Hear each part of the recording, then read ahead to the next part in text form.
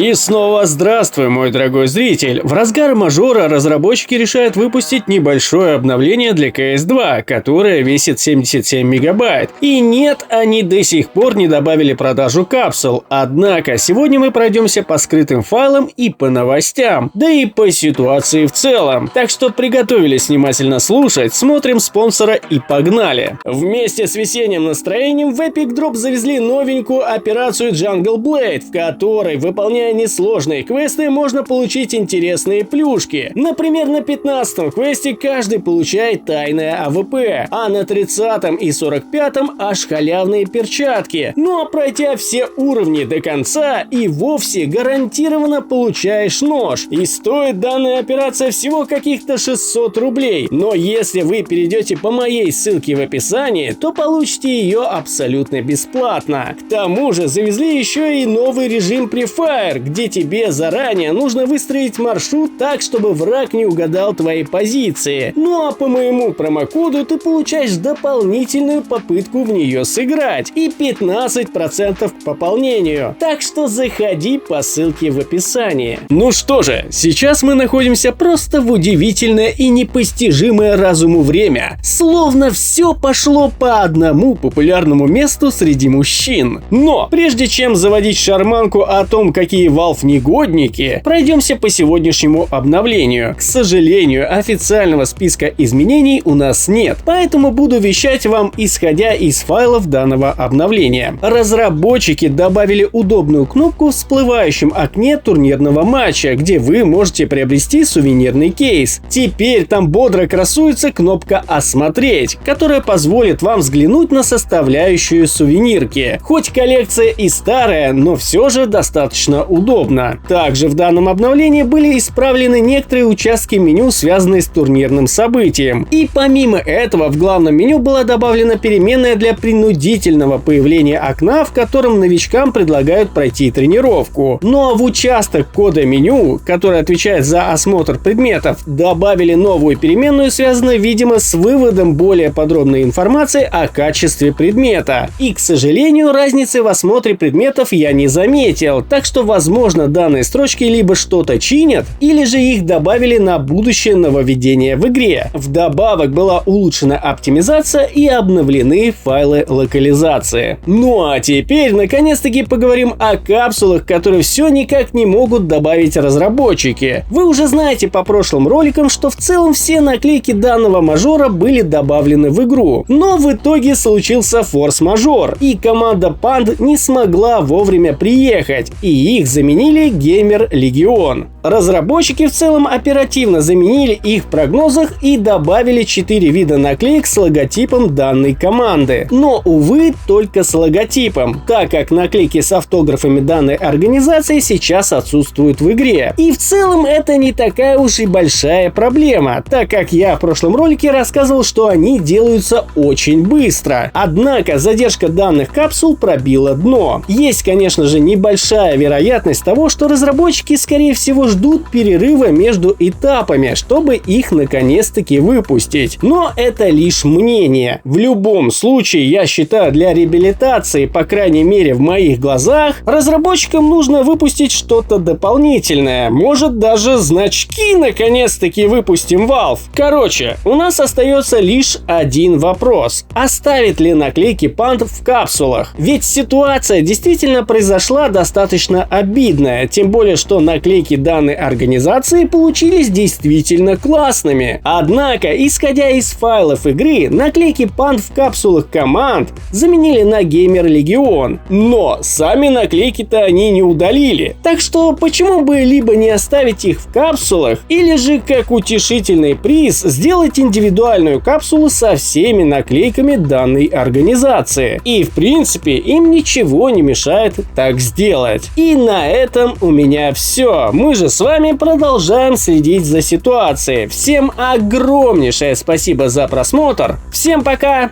и удачи!